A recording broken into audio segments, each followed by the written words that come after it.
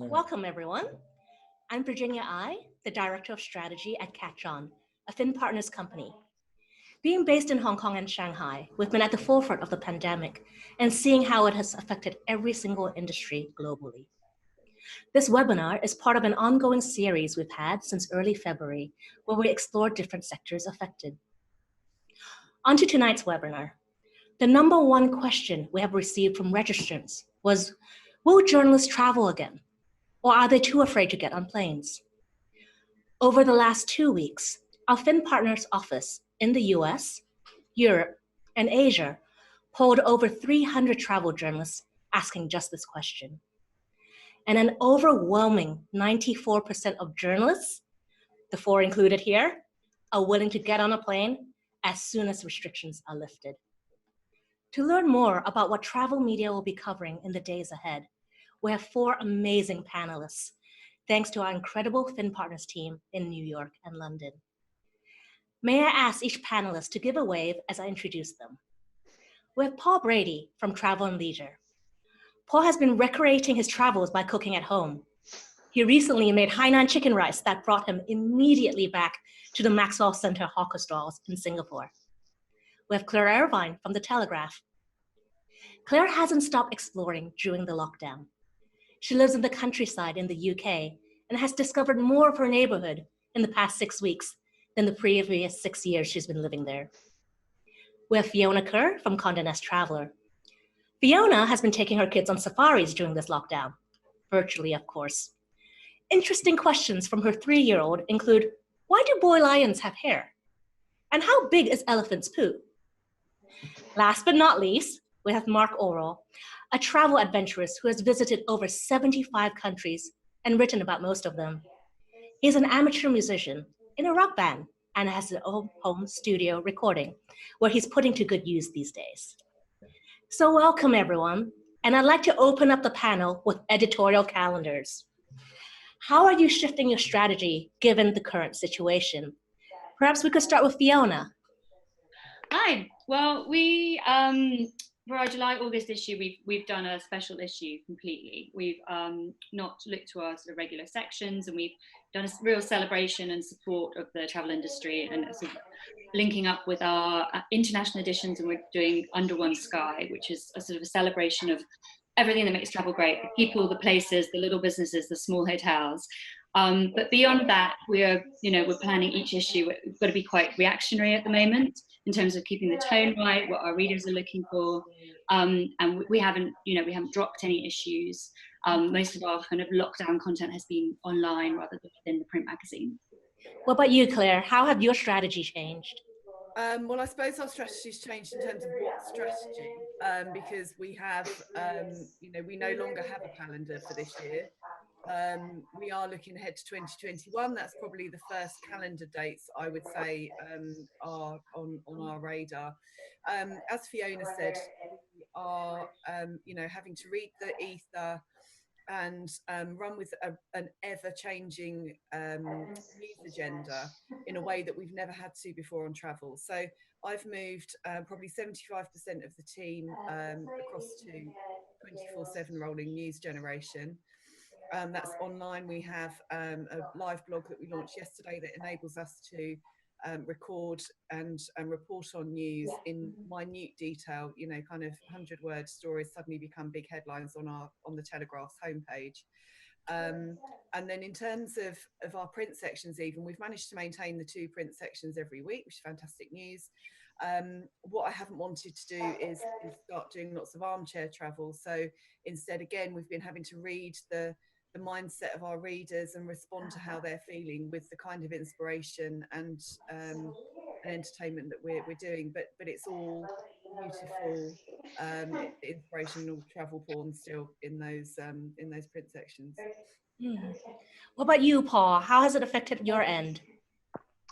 Yeah, I think we've kind of had 2 stages really, and I think the first stage was maybe 2 months ago when we were kind of reacting to various lockdowns and what's a no-go zone, what's a place that's still okay to go, that sort of thing. And we actually did scramble some of the stories that we chose to run in print.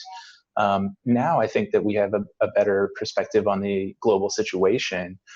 I think it's more a consideration of the way in which we're telling this story. So rather than thinking about, oh, well, we can't do that destination, or we can't do that style of story, now it's more about just the tone of the story overall, and speaking about places, I think, in a more timeless way. And so we're changing the way that we're talking about the destinations in print, and I think less concerned, although, you know, it's something to be mindful of course, but I think we're less concerned with, like, will it be open or not open this week? Because we know that people are really reading print magazines to plan for the future, or even just dream about a trip. And how about you, Mark, being on the freelancer side? How are you seeing work affected? Well, I just actually had a story published by Travel and Leisure, coincidentally, about, it was 3 weeks ago or so. It was about a brand new resort that just opened in Belize, beautiful place, private island resort. And the editor who handled my piece brilliantly reshaped my lead just a little bit, in the sense of that it wasn't a go there now or be the first person to go to this new place, but more the position was, once we're all free to move about again, this is something you should be putting on your radar right now. So I think that Paul was exactly right, that it's more the way that we treat the stories in a big sense. That is, we don't have to urge you to go right now, because you can't, but to give them a little bit of a nuance that, you know, this is still on your bucket list, this is still something you should plan on, is the way that the best magazines and websites are handling travel right now. I think that you're very right. And actually, Sophie Roberts from the FT recently just said that travel writing is going to get more challenging and thought-provoking, especially taking on to the fact that in recent years, it was really more about, you know, infinity pool reviews or food reviews. But how are you going to use travel as a means to inspire people again and really make it more meaningful? Will that affect your writing moving forward, Fiona? Well, I was actually just talking to Melinda about this yesterday, our editor. We'd already sort of, over the last year to 2 years, have started talking more about what we should be talking about as a sort of travel print magazine, you know, the sustainability, you know, thoughtful travel, you know, connecting and giving back. You know, travel is such a powerful tool of sort of wealth distribution in many parts of the world, and sort of being much more thoughtful and conscious about our choices, rather than kind of like 10 amazing bathrooms to sort of bath in. You know, we're trying to sort of have an agenda with what we're doing. So I think it's just, if anything, accelerated that. You know, it's given us this pause, a literal pause to sort of to think about how we want to travel and how we want to encourage people to travel and spend their travel dollars. And Claire, what about on your end? Be honest, and this is you know, something that's really led my position at the Telegraph and our direction since I joined. You know, travel writing essentially isn't different to any other writing or any other journalism.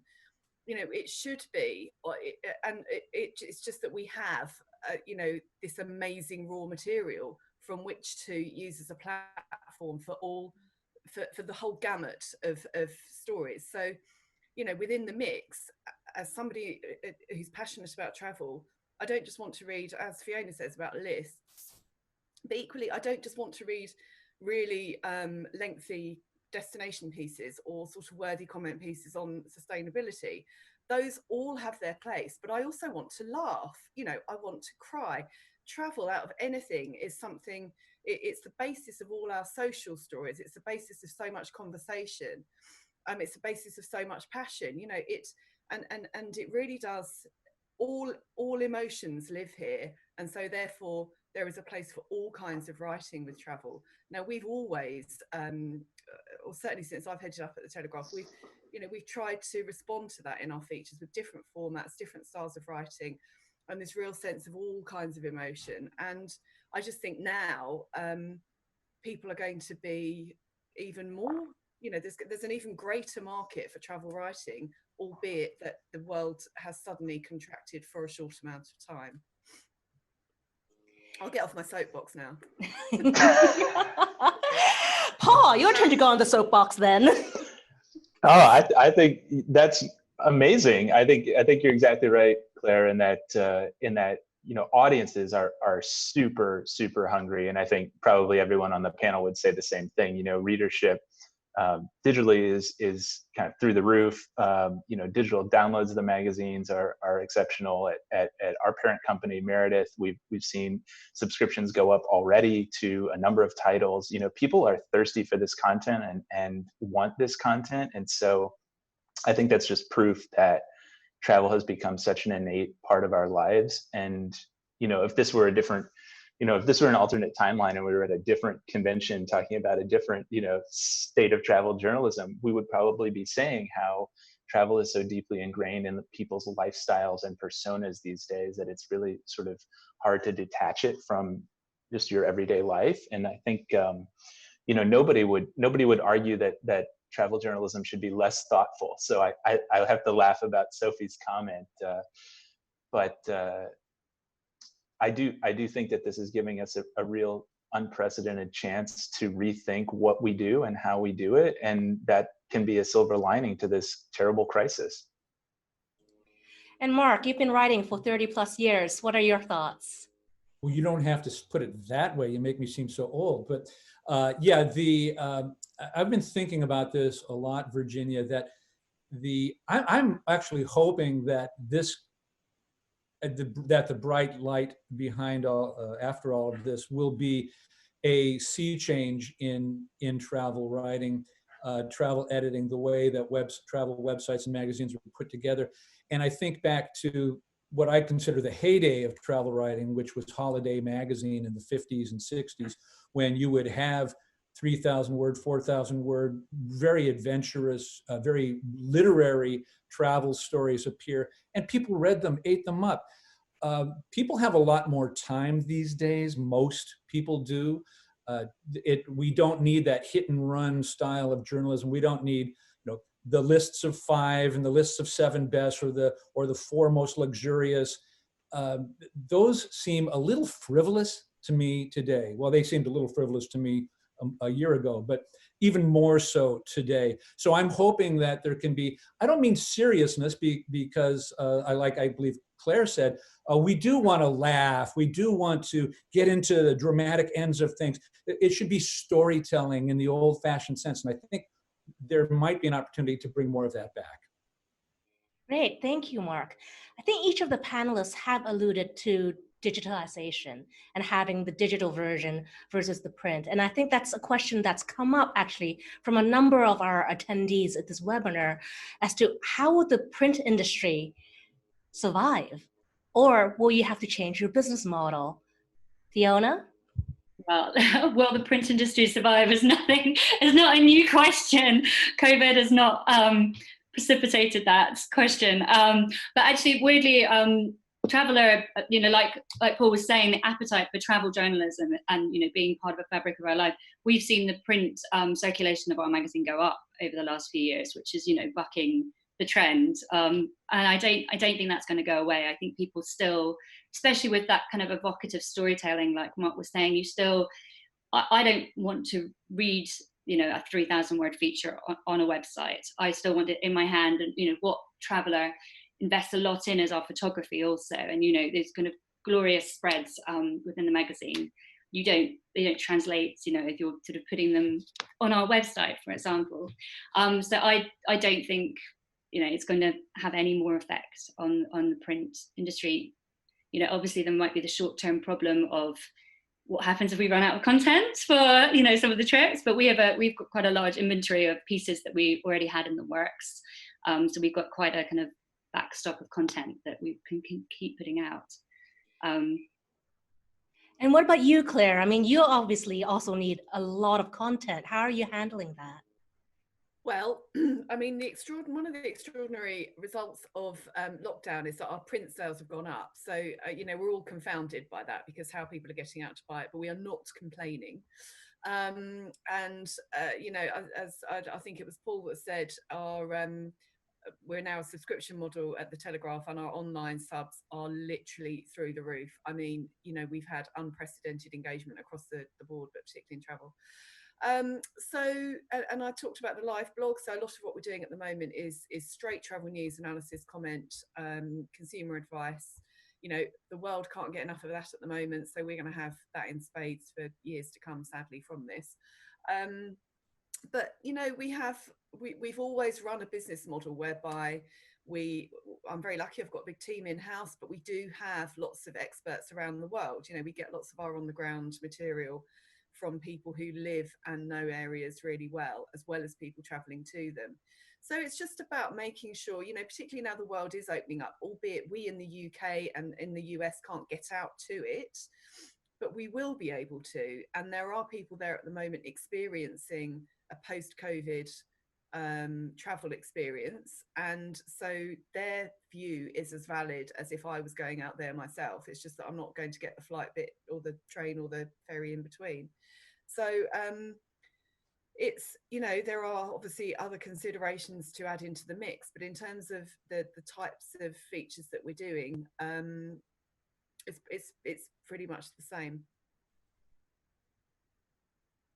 And Paul, on your end? Yeah, I mean, I don't know what's going to happen with the viability of print as a publishing distribution channel, right?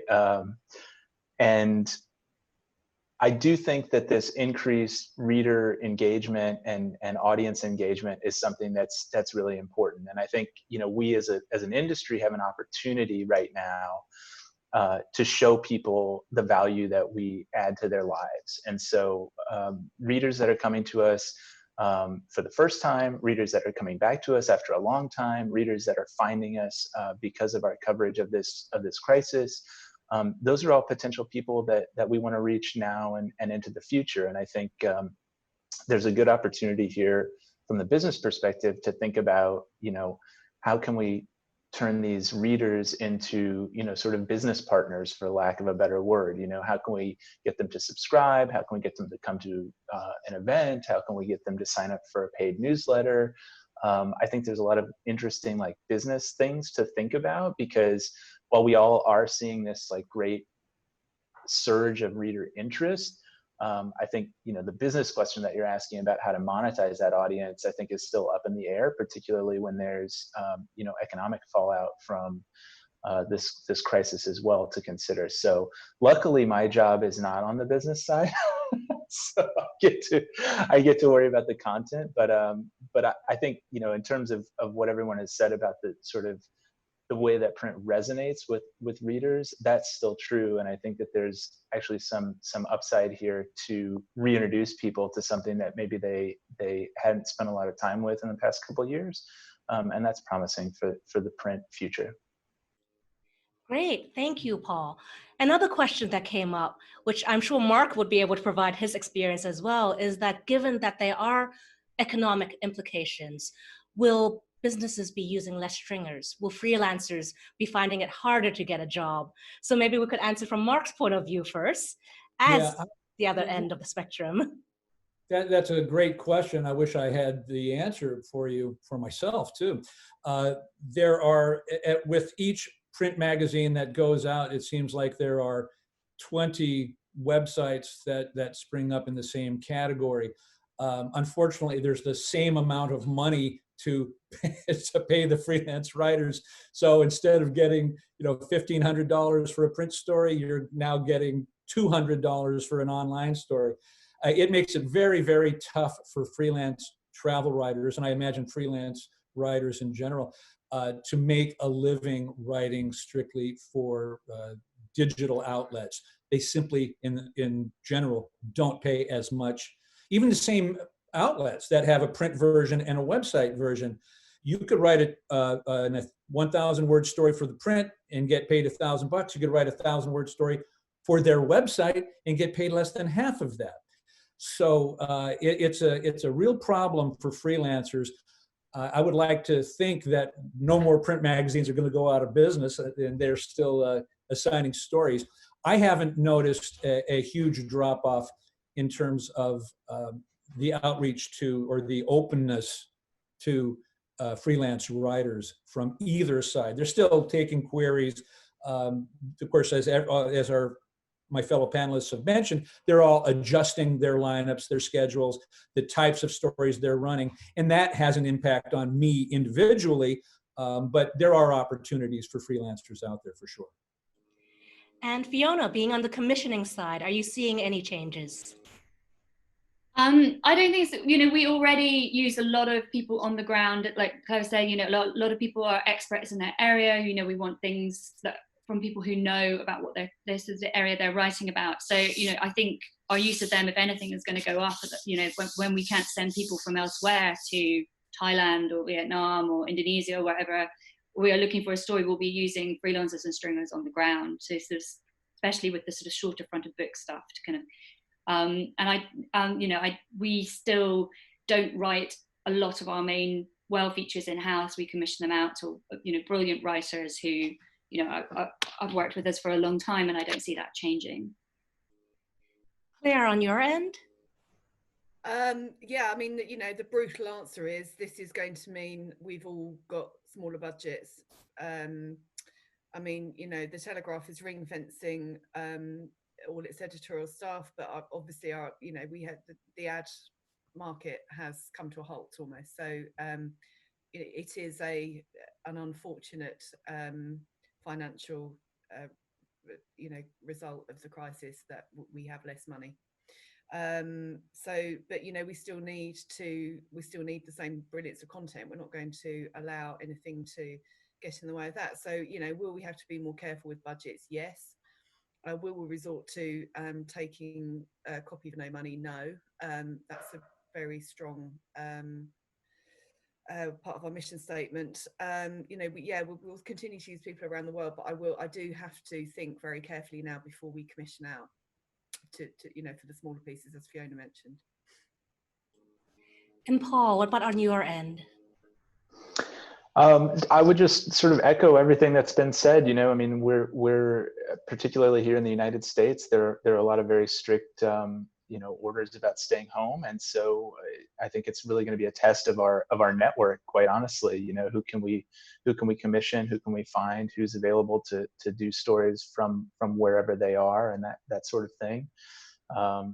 And yeah, we're in this tricky place, as Claire said. It's ironic because readership is through the roof, but in covering the travel industry, we're also a victim of the travel industry's circumstances more broadly. And so if even if readership is up, if the the finances are a little bit soft, that's going to have an impact. But all those concerns aside, yes, we're still hiring freelancers, we're still using freelancers, and yeah, I mean, that's how we are going to need to get content, definitely in the near term. I think one of the interesting findings from our media survey was that we saw that the UK and Asia are more inclined to cover international destinations moving forward compared to the US, where only 13% of US journalists would welcome press release or products from overseas destinations or hotels. In terms of the planning for the upcoming destinations, would most of you really be looking more towards domestic and regional travel, or is international travel still very much on your radar? Why don't we start with Fiona? Planning sort of two. Oh, you can hear me? We are obviously planning as a two-pronged. Like, we are foreseeing that in terms of where Brits will be able to travel to first will be the UK. So we're kind of, especially for our online content, planning towards a lot more UK stuff to roll out in the initial stages when people are kind of able to go out of their home but not, travel out with the UK. But then to fill the magazine, we're still very much looking internationally for stories that are interesting, perhaps definitely not with the Travel Now kind of hat on, but today I was commissioning towards our September issue, and I've commissioned one of my writers in Bangkok to do a story about from Thailand, commissioned a writer in Cape Town to write about safari lodges. So it's definitely still something that we want to keep talking about, but not very much in the sort of language of these are trips to take now, but interesting people doing amazing things in amazing places. Great. And Claire, from your end? Yeah, I mean, we're really focused at the moment, as Fiona says, on the UK. Everything that we're doing is towards when can we go on holiday again, and that which hopefully will, please let us have some kind of summer holiday.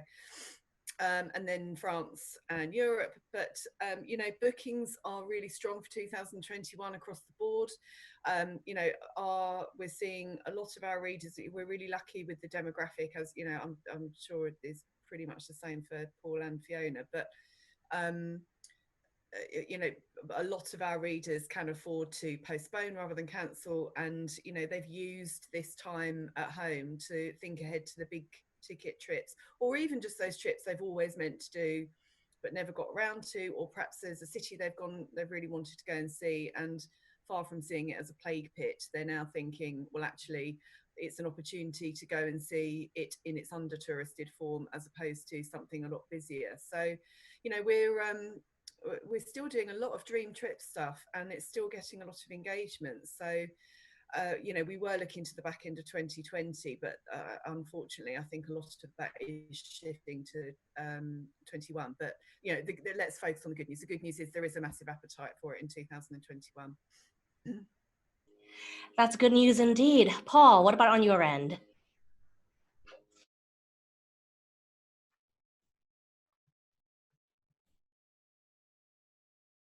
Oops, Trips, Paul, like, I think you're on mute. There we go.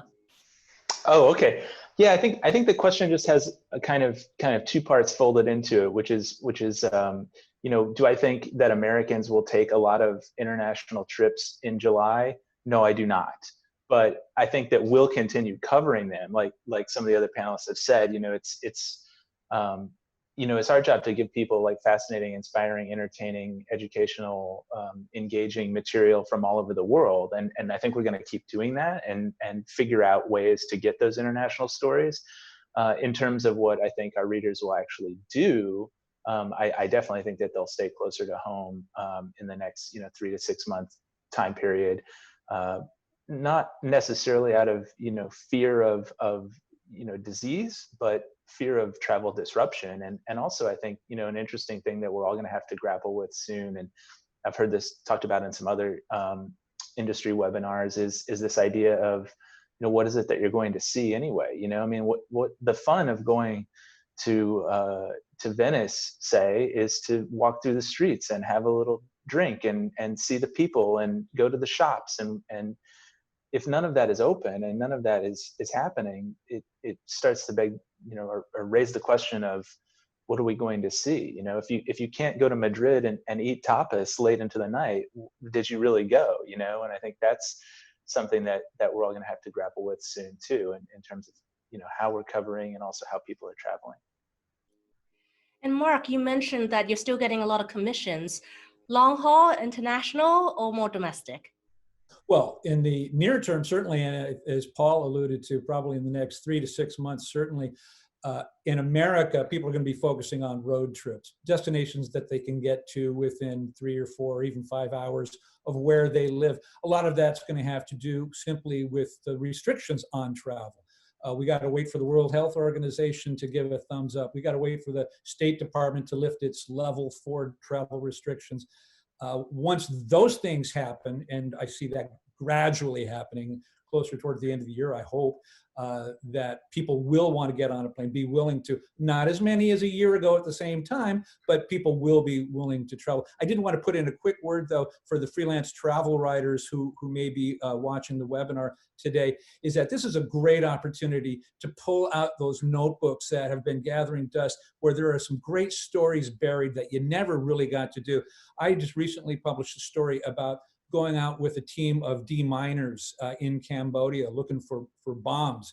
It's not a real travel story, but at this time that we were living in, it became somehow more relevant because there was some meaning to it. It wasn't just go to this great resort, go to this wonderful restaurant. There was something about the culture into it. So I'm sure all the writers out there have these kinds of stories that maybe there wasn't a market for 6 months ago, but maybe editors, and some of our editors here sound like they're more open to thoughtful stories, different kinds of travel stories, stories that don't necessarily mean you got to go there now, but they're going to open your eyes to look at a destination in a different way. Great, thank you, Mark. So we've talked a little bit about the editorial side of things, and you're all in the thick of it. So what I'd like to ask is a little bit more about your predictions for travel in the future. One of the things that when we were all having our briefing calls was talking about what are some of the destinations people would want to go to. What do you think, Fiona?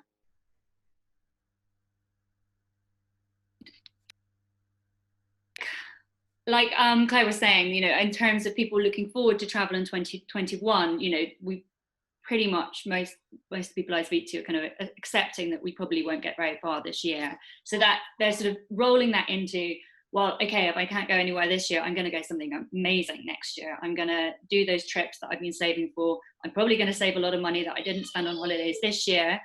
I can spend it next year. So taking those bucket list trips. I think it's important, hopefully, that people go back and do safaris, because the travel restrictions had a huge impact on their business model and their conservation efforts around poaching. So I think people will be looking to do those kind of longer haul trips that they perhaps have been always lost. For me, Japan, those trips for years and years and years you've been meaning to get there, that now kind of you can set aside to plan for. And Claire, on your end? Well, I think, the destination, I mean, immediately, I think people will want to get to be somewhere where they feel a little bit distanced from other people. So islands and, fairly remote places. But I think ultimately we will get back to the destination all being about the individual and their own personal dreams. But what I hope will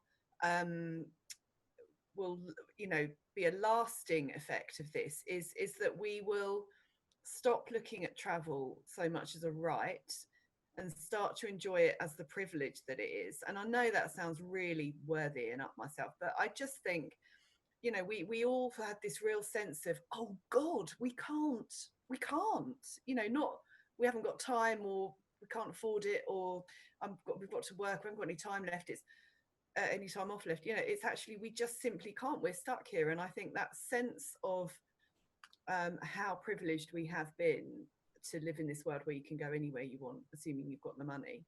I hope that will last, and I think there'll be a real sense as well of experiencing things for the first time, which will be quite special, and I think that's something to really cherish. Paul, what are your thoughts? Yeah, I think here in the States, it is going to be very road trippy. We've already heard from people at the National Park Service. We did this story earlier this week online about how demand for national parks here in the United States is already through the roof. We've seen early indicators that RV rentals and RV sales are at like incredible peaks. So I think, it's the renaissance of the American road trip, and those ideas of kind of tooling around, the American desert Southwest with the top down in your convertible and camping out and being far away from people are all going to be hot in the near term. I will also be the person on this call to say that I think cruises are going to come back in a big way. I don't think that there are I think that there are going to be some people who will never go on a cruise after, the last 3 months. But I think that the cruise industry is very savvy. And I think that the cruise industry does a great job of marketing. And so far, they've also dropped their prices to pretty much nothing, which is not very great for their business model, but is really great at encouraging bookings. And so I think, some of the travel advisors that book cruise that we talked to have seen strong numbers for 21 as well as 22. And I think that, some people love cruising and will do it no matter what. And other people are going to be enticed by the fact that you can go on a ship for $50 a day and have an amazing vacation. And so I think eventually cruises are going to come roaring back in a big way. And we'll all be going, man, I can't believe that. I think something that I picked up from most of your answers. Oops, sorry, Claire, you wanted to add on to that? Yeah, because if you don't mind, that's a really good point of Paul's, and something that's really struck me over the last couple of weeks in particular, actually, is the way that the cruise companies are all, they have a very strong association in Clear. But I've been really struck with how they're all working together on this sort of renaissance. Now, of course, they're all in, ultimately in competition, and we will understand that it's their businesses. But I think, you know, if you compare them to other areas of the travel industry that are still hell bent on competition first, you know, obviously the airlines have got their own issues, but, you know, there hasn't been this sense of coming together to find a way through it that I speaking to cruise companies have really got. So I think, you know, in terms of the people listening today and in different industries, that I think that's going to really work in their favour. And as Paul says, there's, you know, thousands of people dying to get back on the ship. So Great, thank you. What I'm hearing from a number of you is talking about seeing the revival of travel as being a luxury, that you will be going on bucket lists. What do you think would be the future of luxury for travel, Mark? There is going to be an element of the population that can afford the nicer things, the more expensive, lavish hotels and resorts, and the more expensive restaurants with the Michelin stars, et cetera. And they're still going to be spending their money. I would not discount the popularity of luxury travel. It's a word that even editors of luxury travel magazines are hard pressed to define at some time. I remember when I was on staff at Travel and Leisure after 9/11, we were hard pressed to go back to the old way where we were celebrating champagne on the rooftops of five-star hotels. That just didn't seem appropriate. And so our sense of luxury was transformed into something a little more meaningful. Again, how do you define that? But that was our goal. So there's going to be a shifting definition of what luxury travel really means, but it's not going away by any means. So anybody who's running a top tier hotel or a Michelin star restaurant or a high-end boutique on a fashionable street, don't worry, that their customers are going to be coming back. I see you nodding along, Fiona. Thoughts? Yeah, absolutely. Well, you know, luxury travel has the advantage of that, you know, often the setup is naturally distant. You know, they have few guests, they have, you know, amazing in-room dining, rooms with spas, you know, they are perfectly set up. They're not the ones that are going to have to be, you know, disinfecting, you know, every centimeter, because people can buy out these properties. You know, I've had emails from Amman, they're, you know, offering buyouts of Camp Secura when it opens.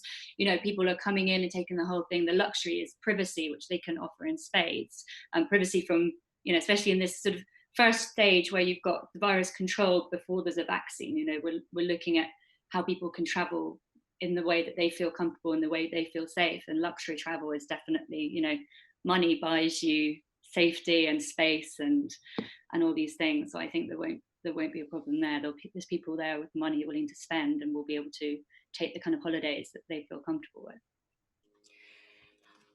Slightly controversial question, but do you think the world will welcome Chinese tourists again, given this pandemic? Let's throw this to Paul from the US. I mean, I think the global travel industry would be glad to have Chinese travelers back. I think it's fair to say that the United States has seen xenophobic incidents on the rise for the past 3.5 years because of the president. That's true, and it's shameful. But I think that the global travel industry is built around, you know, borders coming down and walls coming down, and we need the travel industry to come back stronger. And one way it's going to do that is with 400 million outbound travelers ready to spend money, quite frankly. And so, you know, I think I think it's true that this industry is open-minded and welcoming. And I think it's also true that it loves new business. So those two things can happen at the same time. And you know, I think that outbound Chinese travelers will be welcome in most places in the world. And if they're not, it's probably because of some closed-minded individuals, not a industry-wide mindset. And Claire, what are your thoughts? I concur. You know, I don't think there's anything to add really to what Paul said, beautifully articulated. And yeah, you know, welcome back as soon as we can possibly do that. Great. Another aspect that we had talked about is that there'll be likely longer travel times at the airports, having to do more security checks from health screenings. And so we already see with some of the airports, Hong Kong International Airport, the Jewel at Changi Airport, they're designed for entertainment purposes. They're entertainment hubs these days. How will you see the future of airports being changed given the effects of this pandemic and moving forward? Fiona, your thoughts? Well, doubtlessly, airports are about to see their biggest change since 9/11. But I think that, you know, there'll be a lot of innovation, perhaps, hopefully, will be around things that can be done pre-check-in, you know, health passports, so that we're not sort of having to wait on site to do all this kind of thing. I think people are innovating very quickly because, you know, an uncomfortable airport experience is another barrier to people getting back on planes. So, you know, they'll be doing anything that's possible to try and make that experience less painful, but also people adapt, you know. Pre 9/11 flying versus post 9/11 flying is uncomparable in terms of the sort of the security checks and the kind of body scanners. And I think we'll learn to adapt to this if you want to travel badly enough. And Mark, you've been to 75 countries, so that's at least 75 airports. So you must know a lot about that too. Thoughts? Yeah, well, I'll tell you the truth. The airport experience, the flying experience in general, has just become egregiously bad. It's an assault on the traveler. I go into a zombie-like state the moment the taxi drops me off in front of the terminal, and I pretty much stay that way until I get off the plane to my destination.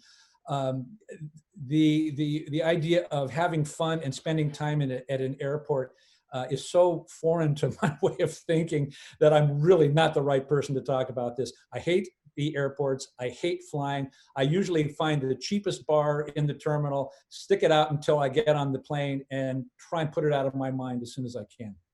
How's that for honesty? Very honest.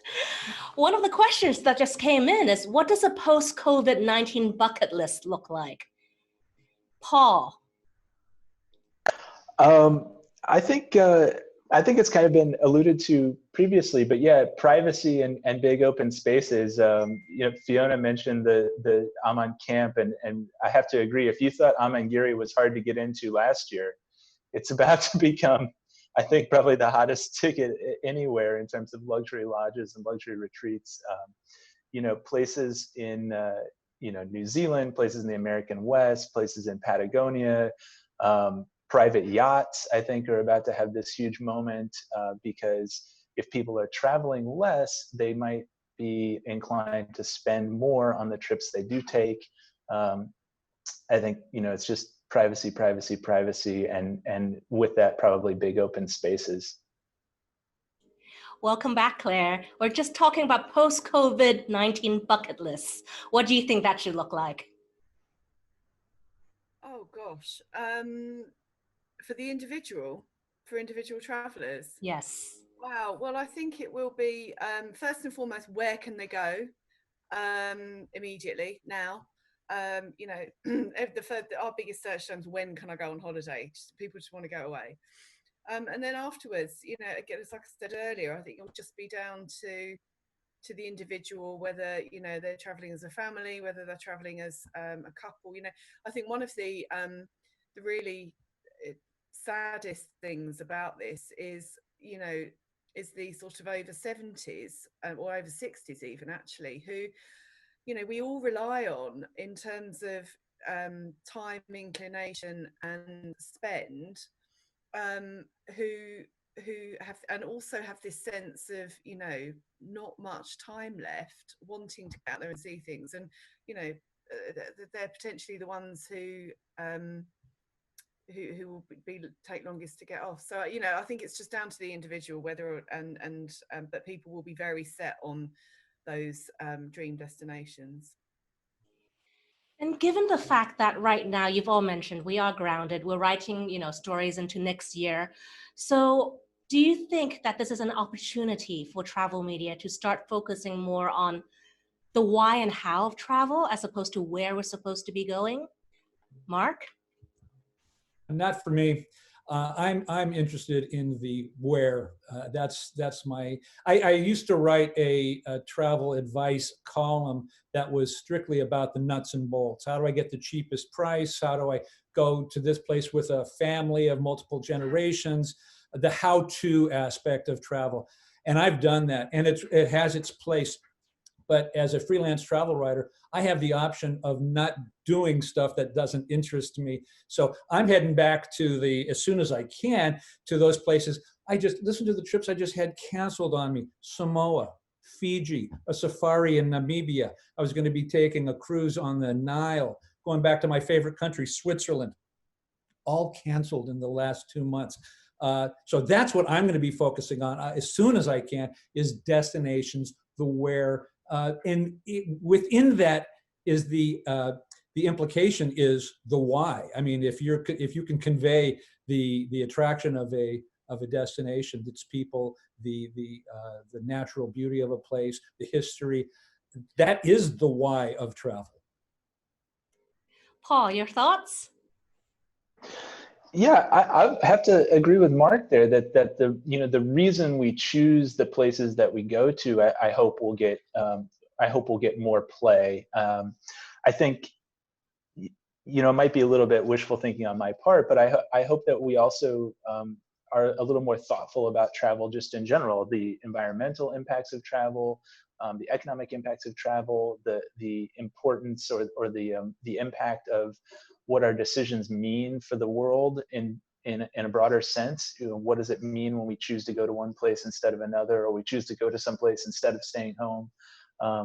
Yeah, I mean, I hope that this opportunity to pause and reflect leads us to be a little more thoughtful about the way we present things. That segues very nicely to my next question, to Fiona. Is over-tourism over? I think certainly, and certainly for the short term, it 100% is. Just the practicalities of social distancing. I think, as many of the panelists have mentioned, people will be seeking kind of more remote trips, and certainly in initiative. I'd much rather go to a remote cabin in Sweden, say, and can relax and forget about it, than go to a city hotel where someone's chasing you around with a disinfectant the whole time and you can't go to the bars and the restaurants. So I think that is, and I think it's doubtless that in the short term, again, no one knows in the long term, flight costs will potentially go up if they are having to sort of fly half loads. So I think that kind of the vulgarity of that kind of Instagram led flying for a weekend, taking your pictures and going home sort of just to be part of the pack, I think that's over. Which also leads to our next question for Claire. Travel influencers, what will their role be? Wow. Well, hopefully they will continue influencing people to travel, but I think it's hard, isn't it? Because they do have their place, but and we are at the other end of the Telegraph, at the other end of the scale, really, in terms of expertise and trust. We've spent years creating a relationship based on trust with our readers, and that's based on expertise and knowledge, and as opposed to what makes a lovely image, but that's not to underplay that role, particularly with younger markets. But I think the focus will be on established brands who can who have a legacy of great advice and inspiration. Great. So if I could go around the room, because I'm conscious we only have a few minutes left. If each of you could make a wild card prediction about what travel will be. Oh, I see Fiona cringing. Okay, I'll make you second. Paul could go first. What are your thoughts? A wild card prediction for what travel could be? Where do you think travel is headed?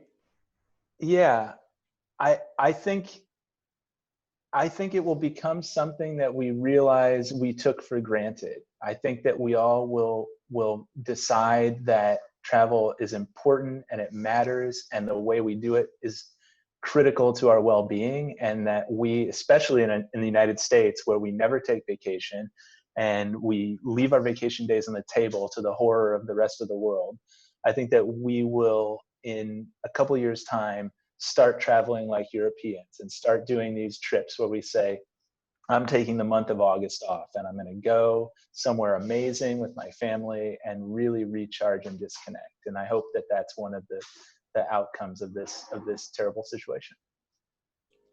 Fiona, you're on the hot seat now. Well, I guess, it's not like everything we're saying, but I think there'll ultimately will be a positive takeaway from this. I think, it's awful and terrible and it's going to impact us in so many negative ways. But I think hopefully there will be, whether it's a green lining in terms of sustainability or, the sort of end of over tourism or kind of more respectful travel, I think there will be positives to take from this. Mark? Yeah, the changes that we might see in travel, are largely going to be in the short term, I believe. I've been a travel journalist through the 1987 recession, the 91 recession, the dot-com bubble burst, 9/11, the 2008 recession. There were always changes immediately following those traumas, but things always got back to more or less normal. The thing is, though, I don't see that we're going to get back to normal, that is like we were a year ago, for another 3 to 5 years, probably. I'm seeing nods from Claire. What are your thoughts? Yeah, I completely agree with that. But I mean, I suppose immediately afterwards, you might see, rather than people wanting to escape and disconnect, people actually going away to connect again, albeit at 2 meters distance.